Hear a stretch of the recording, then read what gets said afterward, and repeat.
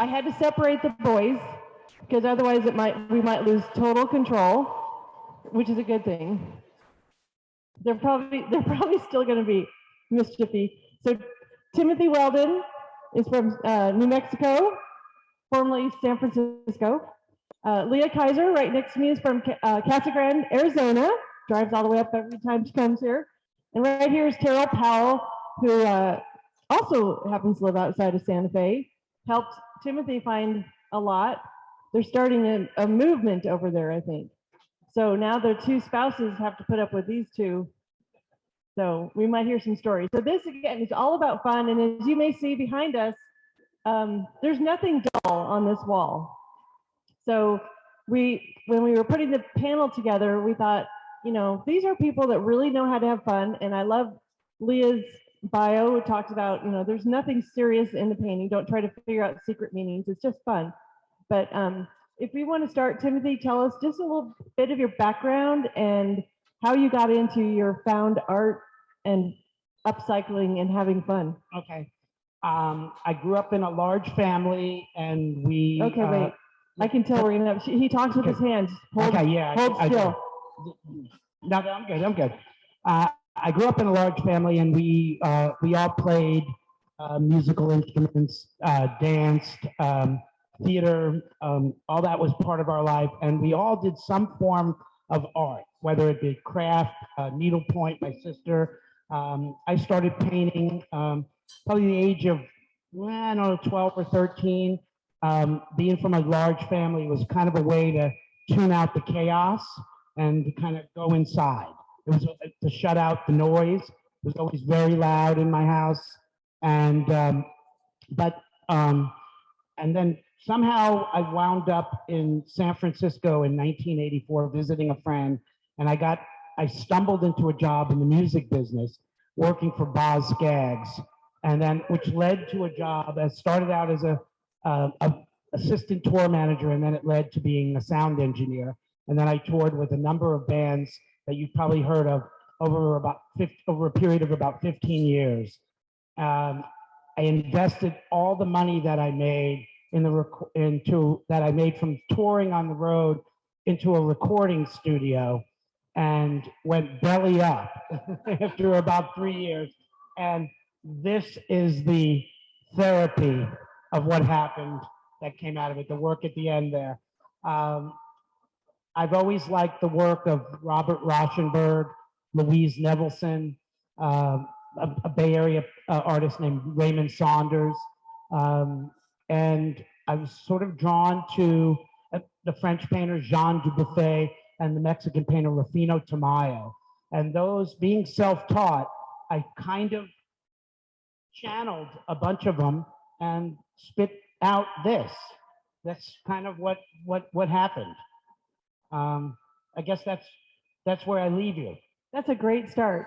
I love it. And we're going to talk about where you find all this unique stuff and how much you continue to have fun. So, all right, Leah, I loved your bio and information about why you do what you do. So give us a little background about you, please. Okay. Can you hear me okay? Yeah.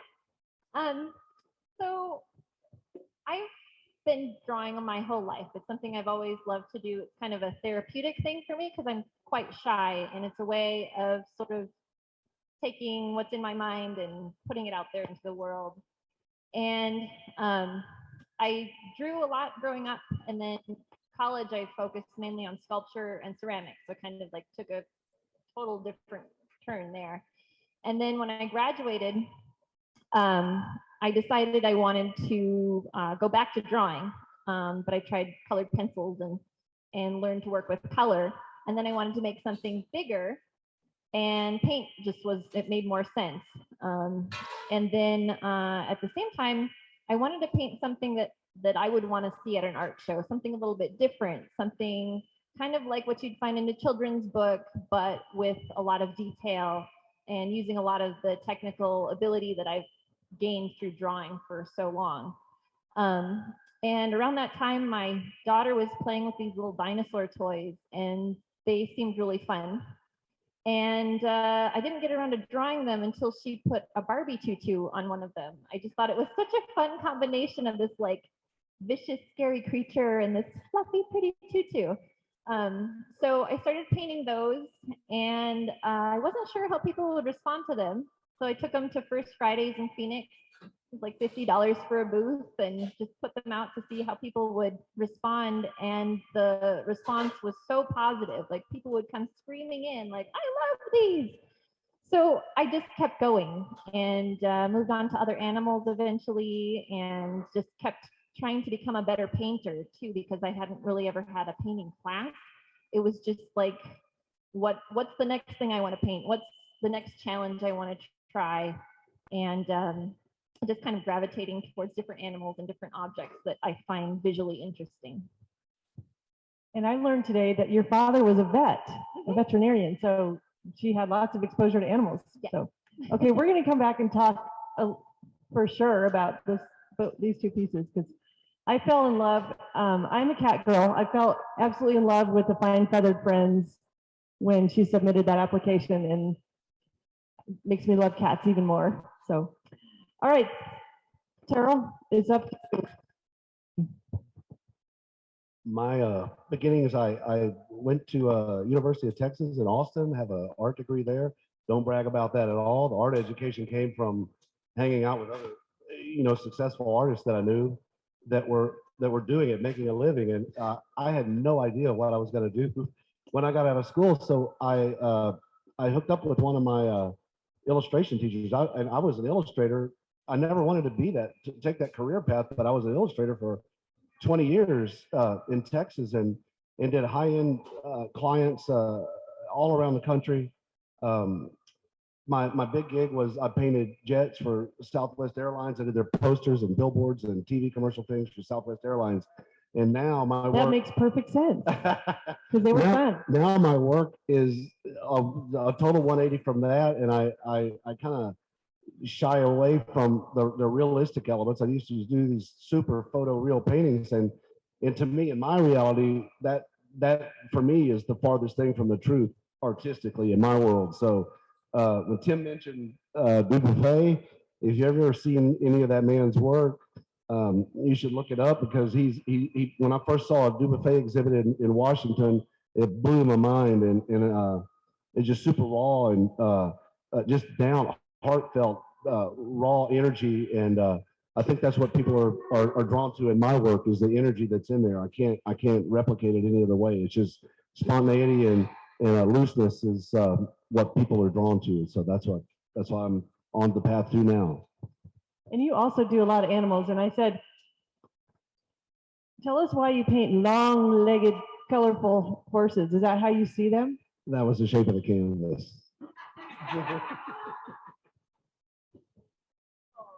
That was really the shape of the canvas. I do stubby ones too. Oh, so it's all about the canvas. That's the shape. Yeah. Okay. So you also had something here at the beginning of the show. We got a little veterinarian continuity here. You had this outdoor bench that was made of cats. It was a super high density styrofoam, and I put it out here. I'm doing it for a client in Texas, a doctor that has bought my sculptures before, and his wife and his wife mostly, they foster cats. They have a couple, but sometimes they might have 10 or 12. They find homes for them, and he asked me if I could make this bench for him, and I said yes, and I brought it out here to finish up, and got commissioned on it actually, and I took it back to my studio in Santa Fe to finish up, and it's due for delivery in when I get back in April. So cats, high density styrofoam, can't go wrong. I brought it out here to test it out, to test the waters and let people sit on it and break it in for them. And you kept taking pictures of people on the bench, and the guy wanted to know. The doctor tried to charge me for all the hot women sitting on it, and I said, you got to get out here and put the tip jar out in front of yourself, man. So the second commission off of that is, we have a client and friend who, how many of you know of Best Friends Animal Sanctuary in Kanab, Utah? So a friend of ours, a client of ours, volunteers up there and had a house built, and she's like, I need that for my yard. So hers will be 4 dogs and a cat. Yeah. So you need a bench? You like animals? He's your guy. So All right, Timothy, you are very unique and very fun. And I would love for you to share, if you might, we'll let you come over to this side if you want, because I separated you on the opposite side, because I would love to hear some of the story about this and what the guys in there. Okay. Well, this piece started by these three characters in the middle. Anybody recognize them? Harpo, Chico, and Groucho Marx. And my brother, my oldest brother, I wasn't allowed to stay up late on a weekend. And the only time the Marx Brothers came on TV was like a Saturday morning at 2 a.m. So he would wake me up and say, Marx is playing, Marx is playing. So he'd get me up and we would roll laughing at the one-liners. I mean, it was probably the highlight of my childhood, really, that my brother and I shared that. And I found these guys in a little town driving from, anybody know where Vernal, Utah is?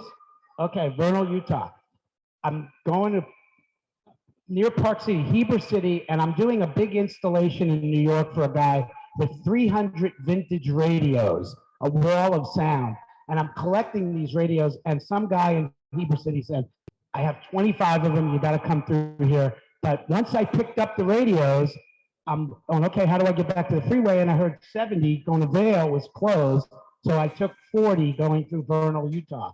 And I found this place called Junk in the Trunk. Stop the car, man. This is gonna be treasure hunt right here. And I found these three guys. And so it spawned, usually one item spawns the project, right? So then each piece has a story of where you find it. And since I do a lot of outdoor shows in the summertime, I don't take the freeways. I take small roads. That's the best way to see America. And you find stuff on the side of the road. You find like in somebody's trash bin. A dumpster diver for sure. But not so much anymore. Flea markets, garage sales, antique stores, wherever it looks good. It has to have the look. You're driving by and you go, that place looks promising. Remember that place that we stopped on, what was it, coming back from Taos or Pilar? We stopped the guy with the gas kit. Yeah, okay. So you go and you find a property where there's a hoarder and they have so much stuff that you have to spend hours like pulling apart bicycles, and you're looking for the thing at the bottom of the pile because something, the color is standing out here. That's how I found this play-tested toys age group, which basically said the whole thing. This was the finished piece. When I found this, I knew I could finish this piece. So this obviously came from this right here came from a gas station when they used to change the prices. How appropriate now, by hand. They wouldn't have time to keep up. I just did this piece. I just finished it, but how appropriate is it now that now it's all digital and they just keep rising. But when I moved to New Mexico when I was 14, gas was 25 cents a gallon. Anyway, so that's where this is from. This is part of the same part of this Chinese checkerboard with the checkerboard on the back. Stay for the Fun came from a little place outside of Omaha, Nebraska. So every place, and then there's always an adventure that gets you there. Either, you broke down, you needed an alternator, and so you stop and you leave the car at the station to get the alternator fixed, and there's a place across the street, little thrift store, walk in there, stay for the fun. I guess I had to stay just outside of Omaha, Nebraska for an extra 2 hours, but it was worth it. Everything was worth it. This actually is from a Radio Shack that was when you're not the outside part of the building, but when you're walking on the sidewalk underneath, it would have been hanging two-sided sign. But because I was listening to a piece of music called Radio Silence, I had to cut off the S. Oh. That's why I put it like that, because I listened to one piece of music for the entire painting over and over and over and over again till I drive the neighbors crazy. And if I have a preconceived idea of what I want to do, I want the song, whether either sonically or lyrically, to shift my focus at least 1 degree to allow for the happy accident. And so this is what comes out of that. I love that. Woo, woo.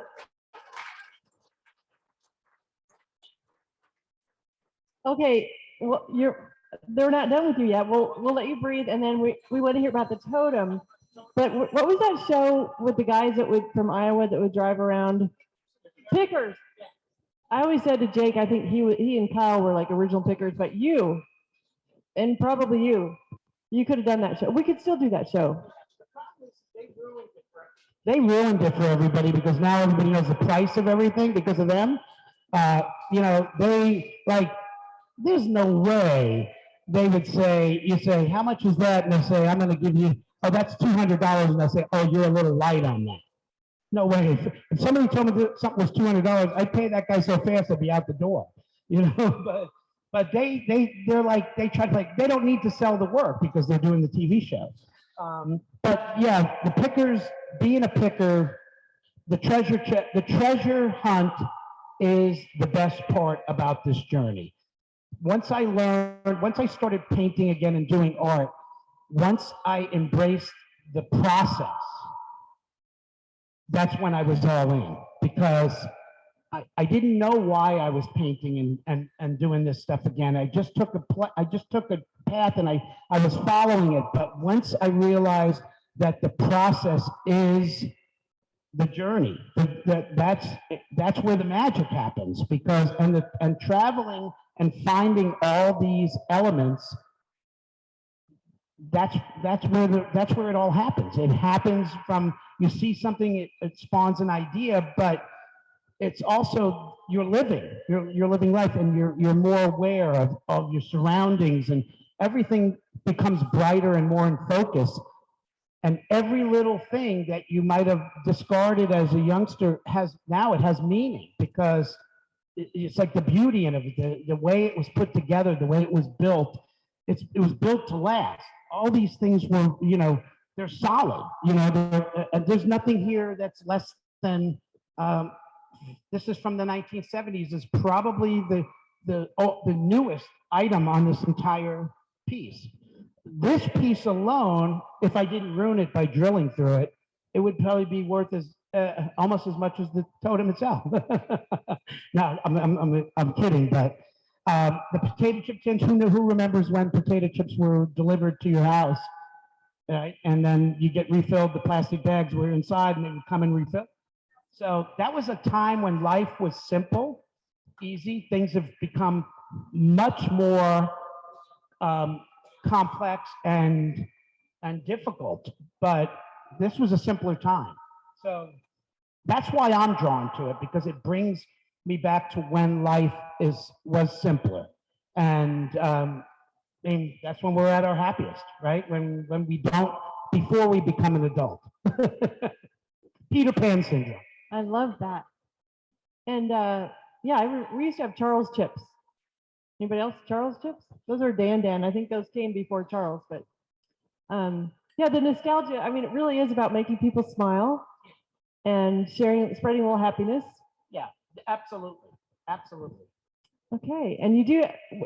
I have a friend last year that bought a wheel spinner with a wheel of fortune. A wheel of fortune, and so that was like both decorative and functional, because he uses it for stuff in meetings at his office. It's really fun because he likes to have fun too. All right.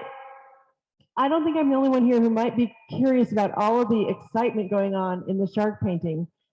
Could you give us a little rundown on that?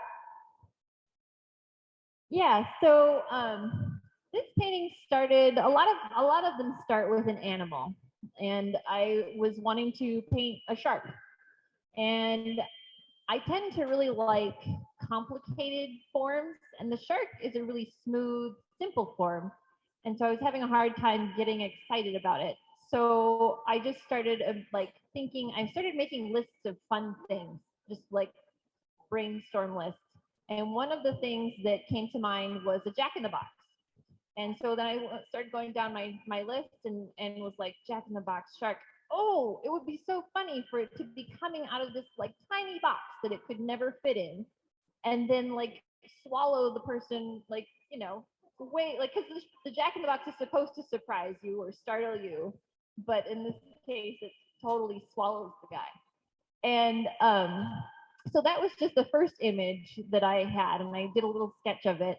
And then the background showed up, just kind of like, oh, okay, it could be like in an antique store.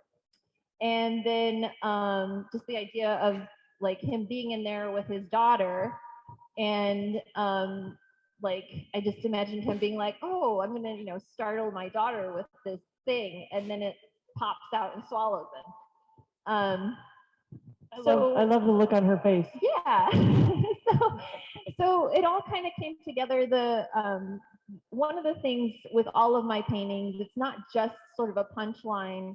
I have to really sink my teeth into the details. I have to get excited about what I'm painting. And so the background was so fun to kind of find. I found like several different paintings of antiques, or not paintings of antiques, photographs of antiques, and kind of compiled them together to work in this background. And it was so fun to put them all together. And yeah, it ended up being, it started out as just a guy being swallowed by the shark, and ended up being something that you can kind of like tell a story about. So I'm curious, do you like to go antiquing as well, or do you rely more on photograph reference? I rely mostly on photographic references, sometimes toys. Like when I first started painting the dinosaurs, I was painting the toys and actual physical tutus. I don't so much get excited about like antiquing or that sort of thing, but I do find forms that get me really excited, like the feathers, seashells, lace, tutus, like delicate organic shapes just really excite me. You had a painting that was recently sold called Hooker's Dream, which was a phenomenal painting. Can you talk about it? I'm trying to think where they might be able to still see it, but I think it's actually still on our Meet the Artist page, not the Marketplace page, but that was a very, very intricate piece. And I love the name. You like, a lot of your names are fascinating. So yeah, so the names, a lot of the names are sort of punny. They're just sort of like whatever comes to mind. But the way that painting started with was I had this lace tablecloth, and I wanted to paint this lace tablecloth. I actually ordered it on Amazon because I wanted to paint just something lace. And I kept trying to think of like, what sort of animal could I put this with? And I had done all these octopuses, so I thought maybe an octopus. And then I was like, no. I just need to sit and think about like, what's the most beautiful animal, that like flowy animal that I can think of. And I thought of the betta fish from like the iPhone ads, like all of the different value and contrast and color in them. And so I wanted to kind of recreate the betta fish, but use the lace texture. So the way I put that together was I took my lace tablecloth, and my husband always laughs at me because like when I'm photographing these things, it looks so silly. A lot of times I'll like stuff pants with pillows or like things so that I can see what they look like and get a good photograph of them. So I had this lace tablecloth, and I was draping it around things to get the body of the fish. Like I made this armature out of a water bottle with some cardboard and stuff, and like wrapped the lace around it. And then I took a bowl and I put the lace over top of the bowl to get the like curvature, and then I put the lace in the bowl to get the inside curvature. So there were a lot of photographs that I compiled together to put to make that fish look like it looked like from the photograph. And then in the background, I have a young girl, actually my daughter posed for this painting. She is sleeping in the background, and she has a crocheted blanket on over her, which kind of relates with the lace. And on the table, there is a ball of yarn with a crochet hook sticking out. And the fish is going for the crochet hook, like a fish would go for a hook. And so that's why it's called hooker stream. It's a play on words, because you couldn't, like, a lot of people will call people who love to crochet hookers, or even fishermen could be called hookers. And then of course hookers are called hookers. But that was kind of how it all came together. It was just a lot of, and in the background of the painting, there's a lot of things that look like they could be underwater. Like there's some snake plants, there's a seashell. So it's an interesting painting if you get a chance to look at it. Yeah, I'll double check to see if it's still on our website. Maybe you can link it, Beth, if it is. Okay, I mentioned feathers and cats. Love, love, love. What made you decide to put feathers on cats? And I love how you've got the books in the background.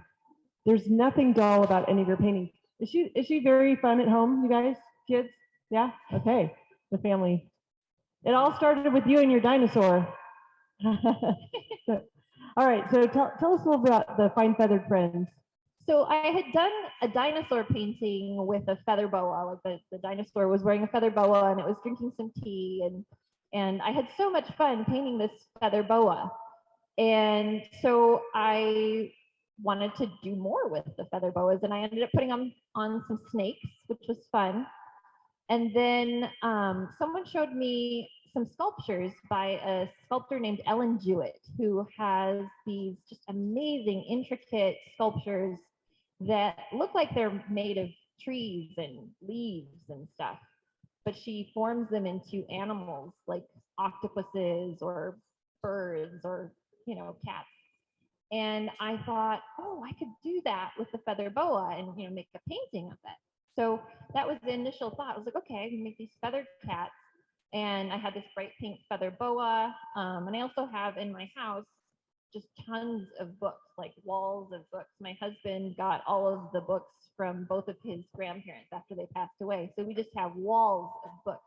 And I thought, what a great place for these cats to hang out in front of these books, because books are sort of like passageways for the imagination. And of course, the feather cats are very imaginary. So that was how that all came together. I love that. And I'm thinking technically, you must paint, because oil, you must have many, many layers and drying time in between. How do you set about getting that composition and really how many layers of paint are there? Do all the books first and then the cats? Or? It's kind of, I kind of go back and forth. So I start with a very thin layer and I focus on the most interesting thing in the painting first, because I just, I want to get excited about the painting. So with this one, I started with the cat's face on the top and just started painting the body of it and getting that all figured out. And then I had already planned out where everything was going to go. Like I sketched it, and I thought of the bookshelves sort of like, who's that abstract painter who does the squares? Is it with the like primary colors? I thought he was a Russian guy. I can't remember. Mondrian. Oh, Mondrian. Thank you. I was thinking, I had a friend who was doing some Mondrian work for a charity that she was working with. And I was like, oh, I could do something like that, where I'm composing these boxes in the background and then putting the books on it. So I was really thoughtful about like how I composed all that. But yeah, and then I came in and did the cats and the table. And then I did the books with a really, really light layer of paint. And then I came in and did the final top layer of everything. So starting with the background for the second layer, did all of that, and then came in, and the very last thing I did, I believe, was the cats when I came in for the second round. So yeah, it's usually about 2 layers, but they're both pretty intricate layers. Well, and what I liked about, as a curator, what I liked about your work was not only was it, beautifully done realism, it had the playfulness about it, but the composition and, color and composition can make or break anything. And you've done it so masterfully. I love it. And then she even makes snakes look cute with feather boas. We had a young gal here a week or so ago who's in veterinarian school, again, theme, and she was thrilled beyond measure. She bought some prints, which you package your prints beautifully too, of three, because she's specializing in exotic animals. So she bought the 3 snakes with feather boas, and she said, when I have my own veterinary clinic, I'm going to come back and buy an original. So yeah, collector already in the making, already purchased. So all right, Terrell, thank you, Leah, so much. Well, I'm sure we'll have more questions for you, but you do have a playfulness about you, your colors. We've got some great pieces of yours in the courtyard. Here's a smaller one that could live inside or outside right next to me, metal tulip. Tell us, like you do some softer, like the birds are a little softer, but color is a major thing in your life. It is. And first of all, the sculptures, I'm not trained as a sculptor at all. For years, I did these paintings that had these, they looked like 3-dimensional elements in them because I would airbrush shadows around them. So they looked like they were 3D. And several years ago, I had the idea, why don't I pull some of those elements out of the paintings and make them a thing, you know, they could stand on their own. I had these wall hangings that were metal 3D. And then I started evolving a little bit more into sculptures, and they've been doing quite well. And I like, you know, what's going on with them. I'll do a little design for the new pieces now. They're not all on paintings that I pull off. I'll make small models, maquettes, out of wood or paper. That I'll cut them and glue them together. And I have a welder in Texas that he's been fabricating my pieces for 25 years at least. So we make small ones up to 15 feet tall pieces, and that's the evolution of those things. The paintings, this one, the long-legged horse that I did the long legs on because that was the proportion of the canvas. If any of you guys are painters and you've ever like been confronted with just a white canvas, it's a daunting thing. And I get over that, but I'm still like, wow, it's a big new canvas. I don't want to mess it up. So a white canvas in itself, that represents the order. That's an orderly thing, a white canvas. Like, why are you even going to touch it? And then I totally get chaotic on it. The whole background is painted that way, and then I bring more order back to it when I design, you know, a horse or whatever kind of thing it is on there. And by doing that, it just brings more order to that whole chaotic background. And it's really the only order in my life is on a canvas, because my hotel room and my studio surely does not represent any kind of order at this point. But you do have a big, beautiful new studio. I've got a big new studio. Santa Fe that many of us are coveting. So I'm almost afraid to bring this up, but you have an alter ego. I do. I can't believe you brought that up, but yes, I do. We can totally talk about it. The 2 of us is going to be here in about 5 minutes. And all you guys are going to come over to my hotel and watch what happens. And I'm joking, but I doing art shows around the country for years. I stay in a lot of hotels, cheap hotels. Some are better hotels, and one particularly got my attention. I was in one night, and I'm like, that is the ugliest thing I've ever seen in my life on the wall. The wall art, the thing hanging on the wall in the hotel. At that point, somebody took a long time to pick those out, I'm sure, for the hotel. Yeah, they were black velvet paintings, so I'm thinking they got them in the garage sale. They were, at that point, I thought to myself, what kind of artist am I if I leave those ugly things here? In my opinion, they were ugly. I had my paint with me because I always carry it along, and I pulled out the paint and totally doctored these pictures. They were right on the wall. And now when I drive around, when I go around, I've got in my truck, I've got the security hardware tools that I can get behind the pictures in the hotel rooms and snatch them off the wall, rip them right out of the frames, paint my own things on them, and leave. Sometimes I leave them there. Sometimes they're too, my wife is like, they're so good, you can't leave that there. So I'll run to the Walmart and get some gift wrapping paper or something, and just put some thing equally as ugly in there and run off with a good one. People say have you ever gotten in trouble? And I say, trouble is such an arbitrary word.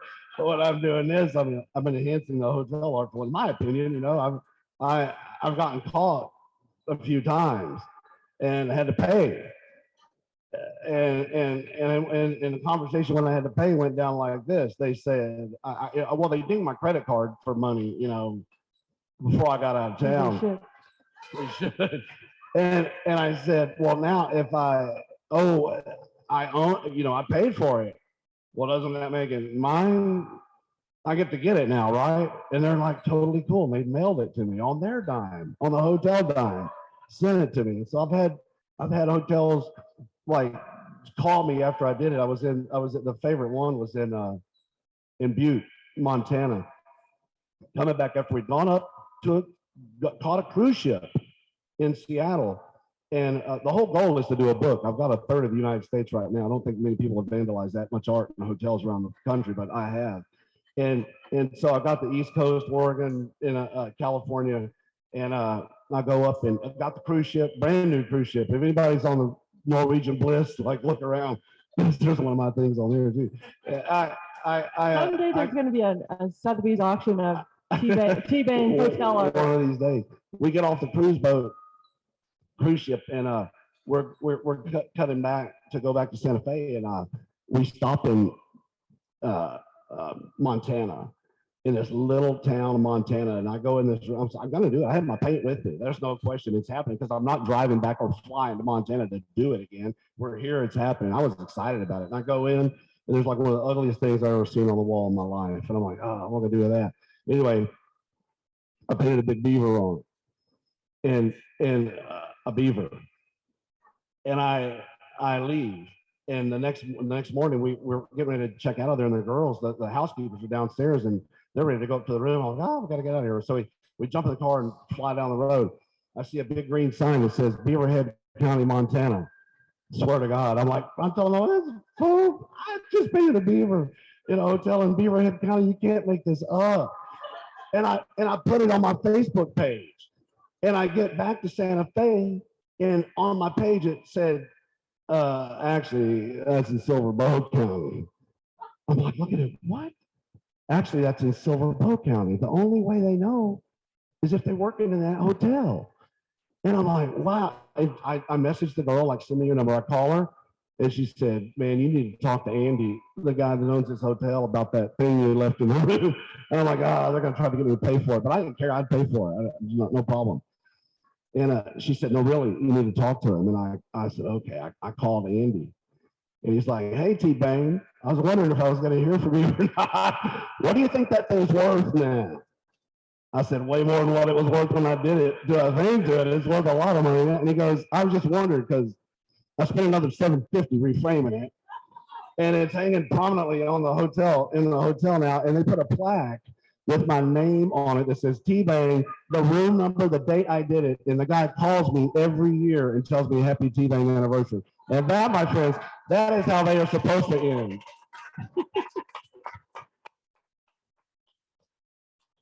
Making the world beautiful, one hotel room at a Better one time. hotel at a time. So there you go. When you check in your room, always be sure to look at that hotel art. It might be a masterpiece. Or you could have ruined it. But anyway, I don't even know how to follow that. Like, anybody have something funny to say? But you are a serious painter who has fun. Yeah. And you're well loved. You are well loved. You make roadrunners and flowers, and he's just a happy guy. And you have a neighbor now in Santa Fe who's a well-known sculptor named Kevin Box. Kevin recently had an exhibit at Missouri Botanical Garden. We saw when we were there. Ready to go to Atlanta. He's going to Atlanta. He's got installations all over, and you're neighbors. We're neighbors. We're hiking buddies. He says, hey, is it beer 30 yet? And he'll be right over. He knows the way into my kitchen. And he's a great guy, great sculptor, fantastic work. And he does, his whole thing is called Origami in the Garden, origami. And it's bronze sculptures. They're giant look for them at the Atlanta Botanical Garden. They're amazing, amazing. I was things. having breakfast with his mom in Big Fork, Montana, when he called her to say he landed that Atlanta installation. I took him and his mother on a hike out and showed him the petroglyphs out around the place where we are. But Kevin, I told Susan it means the world to me because Kevin's a very well-known guy, highly successful. He comes over to my place. He's like, man, I make little models of all this stuff, and he's just, those are so great. I don't sell them though, but he's like, those are really, really, really special. And he facilitated me having some bronzes made from his foundry recently. So that was like, I'm grateful to the guy. So there's Awesome. a collection of four Yeah, I have some of them. little mini bronzes of studies for things like this or the horse. Yes. There might be one less now, but so much fun. So much fun. Well, we keep talking. Does anybody have any questions for these wonderful, fun people? Yes, please. You missed a few hotels. You would have traveled. Yeah, get busy. I'm gonna get him. Get on the road, T-Bang. Yeah, his hotel name is T-Bang. His other name is It's on Facebook. Carol Powell. There's a documentary called "Your Hotel's Been Teabanged" on YouTube. When I was out here a couple of years ago, you guys, you need a documentary. when I was out here a couple of years ago, I got with this guy in Austin he's a videographer and a very well respected guy, and he wanted to do a documentary about it. And I'm like, yeah, sure. So he comes over and we shoot, did the whole thing and wrapped it up. And he called me and asked me a few questions here and there. And I'm like, okay, good. And I came out and did the show. And I'm out here and it's like a year or two later, and he calls me and he's like, T, it's won a gold. I'm like, what are you talking about? And he said it won a gold Emmy Award at the World Common Film Festival in Houston. And I'm like, well, I just kind of put T-Bang. That all I need is somebody to go, do it, and religious legitimacy, you know. Put a little punch in my ambition to get them. So that was that. Okay, I love that. Okay. Oh, okay. The depth that you have with the cats and the books and the table, I mean, it's how do you get that depth? Because it looks so real. Yeah, the depth is something that I really enjoy, like the high relief. I mean, it's a flat object, but if I can stand up here. So it all starts with that first layer of paint that I put on. I use like a really thin layer of turpentine and oil paint. And I come in and I start painting. And then when I find like where the highlights are, then I take just turpentine and I dip my little brush in it and I pull the paint off where the highlights are. And then I just maintain those whites like you would in a watercolor painting. And then when I come in the second time, I try to soften it a little bit because it's a really harsh contrast. But when I come in again, I just add a little bit of white to the paint and make those highlights. And then the really, really dark spots, I start out just making them really dark and then going in and carving out the white spots. So that's how that happens. I mean, it almost makes you think there could be a feathered cat. Yeah, like maybe you it's want to just like me. pick it up and snuggle it, right? Thought I saw somebody else. Okay, well, yes.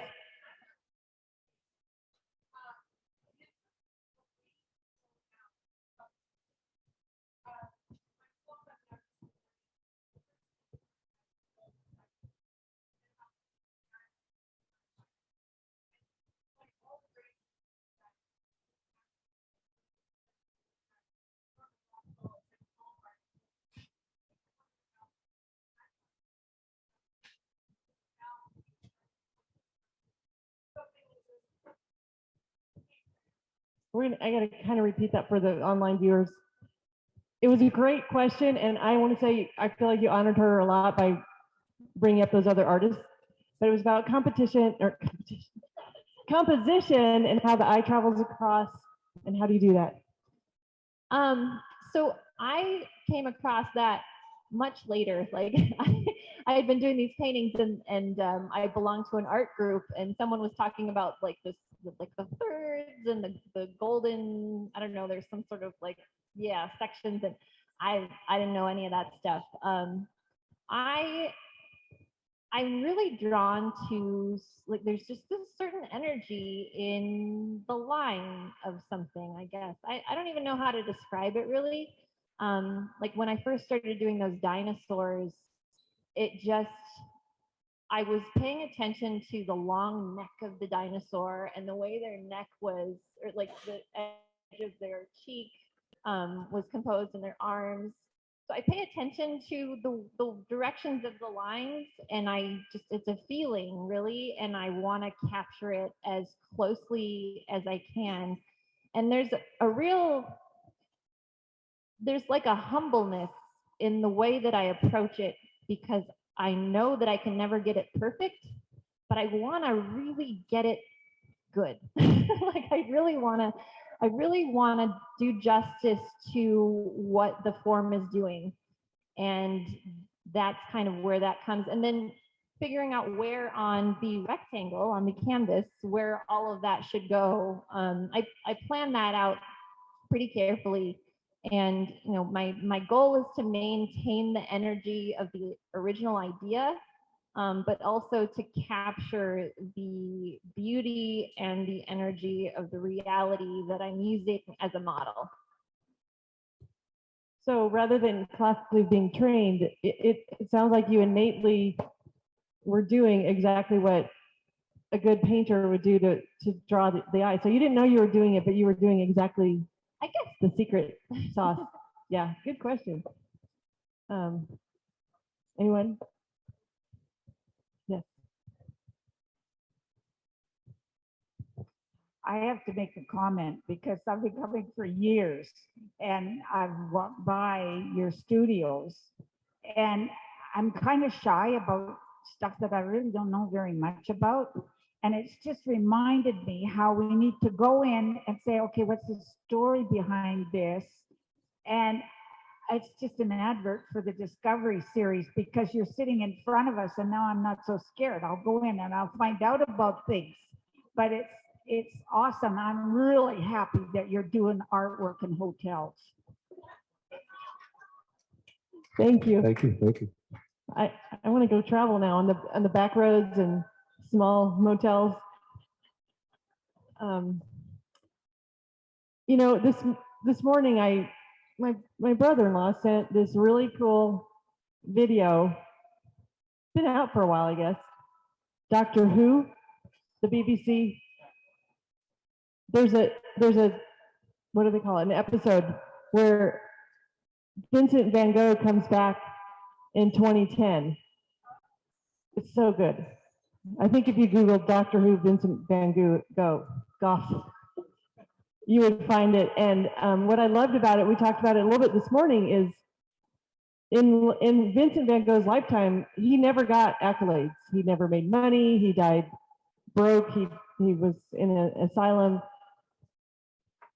Yet he came back in this Doctor Who time machine, and he listened to the curator of the museum describe what he thought about Vincent and his work. And I said to the artist this morning, it's amazing that we're living now in a place where you don't have to wait till you're gone. The artists get to hear you say things like that to them and compliment and tell them what you love about your work. And that is really the magic of the whole show. And, you know, something that is amazing for these artists to take home with them. And, you know, so you guys are the main attraction. And wouldn't you say it's amazing to have that? Oh, well, to have your own documentary made of you. Absolutely. Before you died. And when Tim mentioned, well, absolutely, no doubt about it. We were talking about other artists, and Dubuffet is one of our favorites. And Picasso also noted that it was, you know, the ultimate thing is like try not to lose that naivete that children have. And so I've been working on that for a while, ever since I used to, you know, got to me, put the super realistic kind of things behind me. And now I just tell everybody I'm progressively regressing. And I guess the hotel thing is like really on board with that one. It must have been fun working with Herb Keller though, right? You never worked with I him? worked with the art directors there. Okay. I didn't work with her, but he was in charge of everything for sure. Yeah, well, they were all about fun. So, yeah. but yeah, I just wanted to throw that comment out there about how I think it's amazing that you guys get that kind of feedback. T-Bang? T-Bang, T-Bang. B-A-N-G. Yeah. Okay. What was the name of that painting in the hotel that, that he raved about, the owner, It's a the title? it's just it's a beaver on the wall. Oh, it's a it's a beaver. you can't miss it. Oh, yeah. Beaver. It's a big crazy Oh, cartoon beaver. And it was called Beaver? Yeah, well, I didn't title it. I just Oh, no? it didn't need a title really. It's at the America's Best Value in Butte, Montana. America's Best Everybody wants to know. Value. Butte, Give Montana. the plug. Go in there and The see Butte Andy. Beaver. Yeah, go see Andy, and you'll Andy? make his day. Oh, okay. Just, okay, I will. Okay, now, have you ever done anything in the Four Seasons or the Ritzes? Four Seasons. Or the Ritzes on their walls? Four Seasons, or what was the other one? Four Seasons or the Ritz Hotel? Hey, that's going uptown too. I don't know if they'll let you in that joint. I don't think they're gonna let you in that joint. I've done Sheridan. No, so what's the other one? I've done some expensive ones, but not the Four Seasons. No, they don't let Steve in there. You know, they see me coming and It's another they name. get out of here. He goes by Steve too. When they've been drinking. Yeah, The don't use our name if you go to the Ritz Carlton and now though, vandalize. on some of the ones that I did that were really crazy. So I did a show in Des Moines, and I had done this hotel in Des Moines before, outside of Des Moines. They're the ones that actually made me pay for it. That was the first time I ever got hit and dinged, and they made me pay for it, and I paid for it. But they shipped it, they sent it to me, and I go back to that same hotel like the next year, and check in, and they didn't have my reservation. I thought they were, I thought they were not going to let me stay there. I thought they were on to me, and they weren't going to let me stay there. And I told the guy I'm not going to do it. I'm not going to do it like in the room, But I found out when I see in the lobby, they had some things that were kind of just sitting on a shelf, and the housekeepers are like, that's not anchored down, man, go do it. And so I got them and gave it to the girls there, and they had it back in the office. And so I was so close to, while I'm in Des Moines, I'm so close to Minnesota. I got to go get Minnesota. I got to drive up the road a little ways to get Minnesota because I'm not going to drive back up here for it. And I look, and I'm from Austin, Texas. I was living there, and there's an Austin, Minnesota, which is the place where the Spam Museum is. And Austin, Texas has this big Spamorama thing about the meat. And I'm like, it's Austin, Minnesota. It is.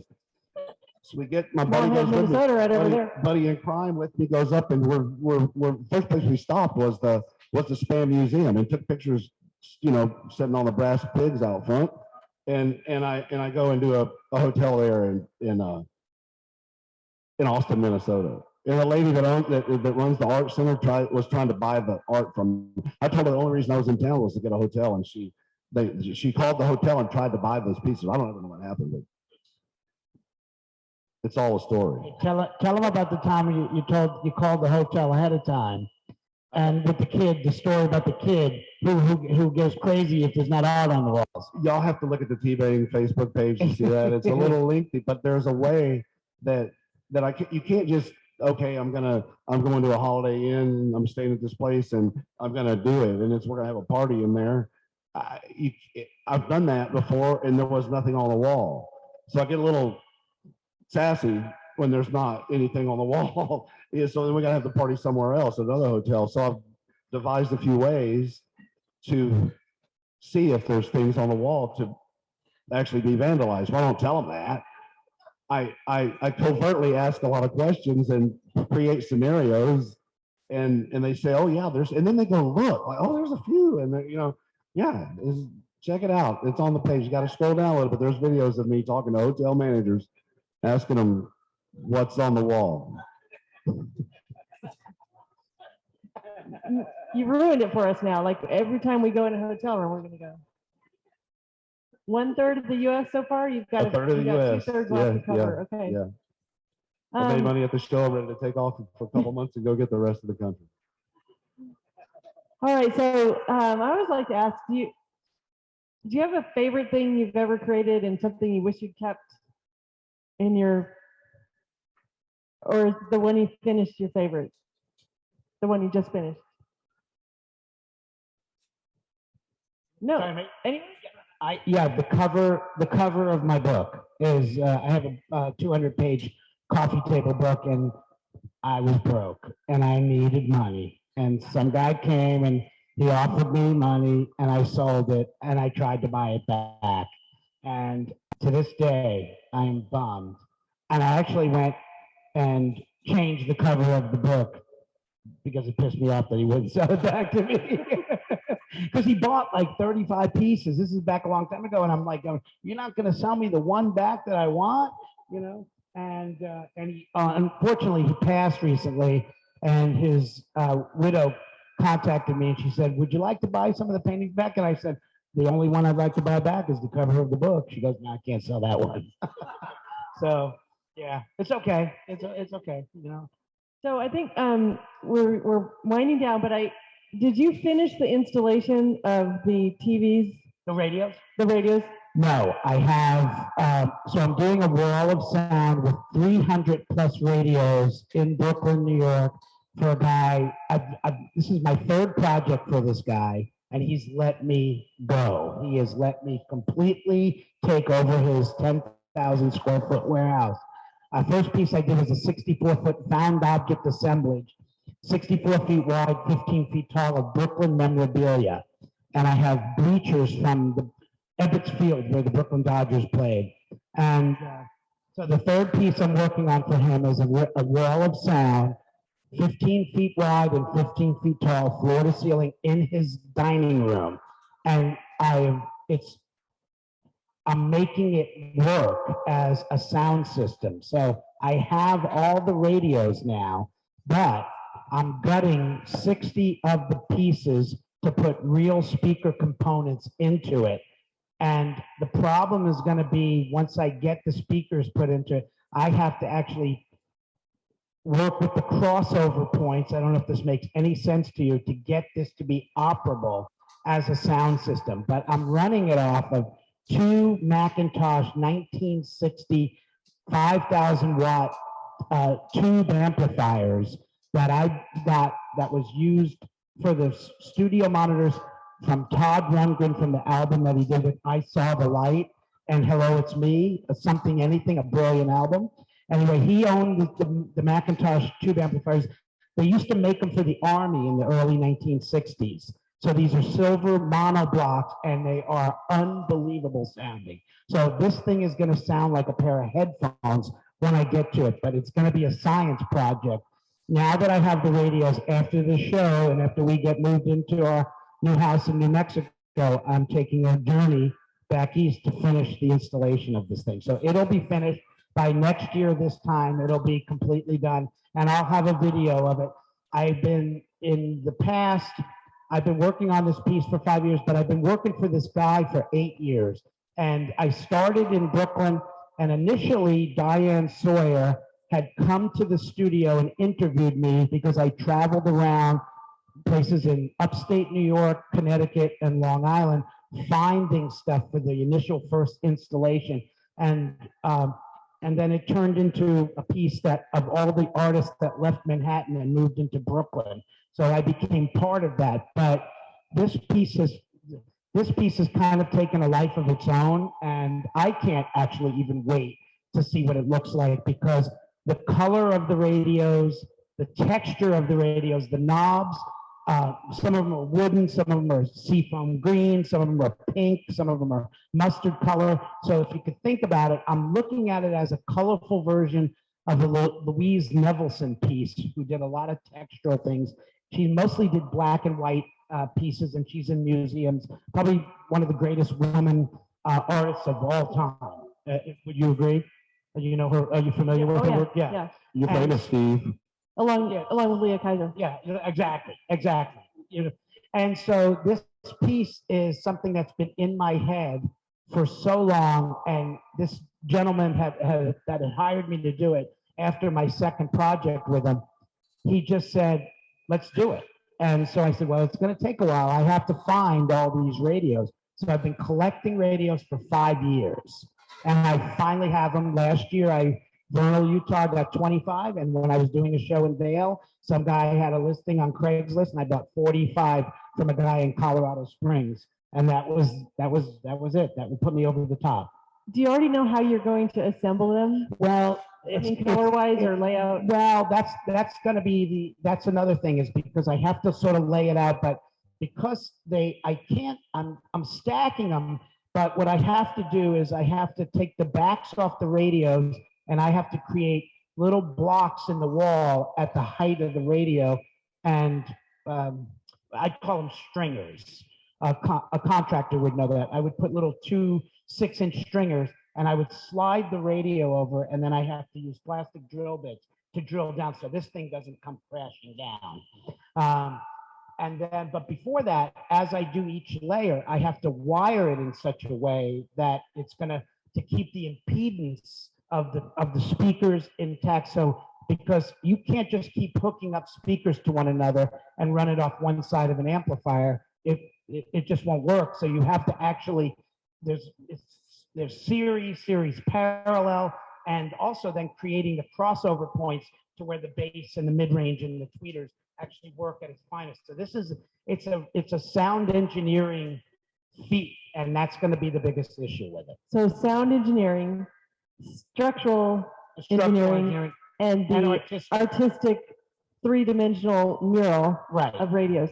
I think we should all go on a field trip next year when it's done, and I'm get a gonna personal tour. and I'm going to unveil it with the other 2 pieces that I did. I did a 24-foot sculpture of a guy, my little character. See that guy with the top hat?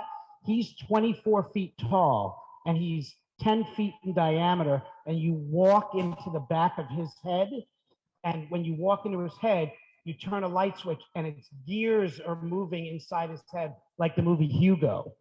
And his eyeballs are made like the black and white when you spin and you get like you're going through a time machine and you get dizzy. So Doctor Who. Another switch turns his eyeballs and they move. And in his head, I have a doorway with a French balcony. And so you have to climb up into his head through like an attic ladder, right? And you get up, and when you open the door, you're on a balcony overlooking you can see New York City from the balcony, but there's a stack of rusted toys in his head.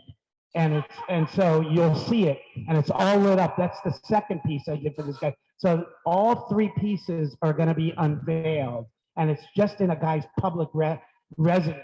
You're a one-man fun house. Yeah, this is a fun house. Yeah, and I'm hoping he's not done. I was actually hoping that he would donate the radio thing to the Brooklyn Museum and then hire me to do another one. That's really what I'm hoping to happen. Do we know? 'Cause- Do we know who he is? Or we you can't know tell. what? Yeah, he wants to stay pretty You have private, to kill us? but you can come to the opening when it happens. Okay. Yeah. Wow. There's so much behind what you see with these artists. Like every single artist in the show, there's amazing stuff. But that's kind of over the top amazing. Yeah. Like I'm like trying to see all the wiring and everything. So Yeah. Honestly, I don't really even know what I'm going to be doing until I get there. Well, that's It's what try by, but never let him see you sweat. that's what makes it Never- brilliant. Yeah, as long as he's not there seeing me, blow shit up, then I mean, I'm all good. I'm all Walk in good. at the end and be Yeah. That's astounded. why I'm waiting until the end. All right. Well, I think that's a good ending to leave us hanging with that. So thank you. I want to thank Beth for being our on-site producer and sharing this online every week, and for all the other work. Beth does all the artist videos for us. And thank you. You're awesome. And thank you, Timothy, Leah, and Terrell, and Great, thanks to all of you. We'll see you next year. January 14th is opening day, so the schedule will start after that on Friday. Every Friday.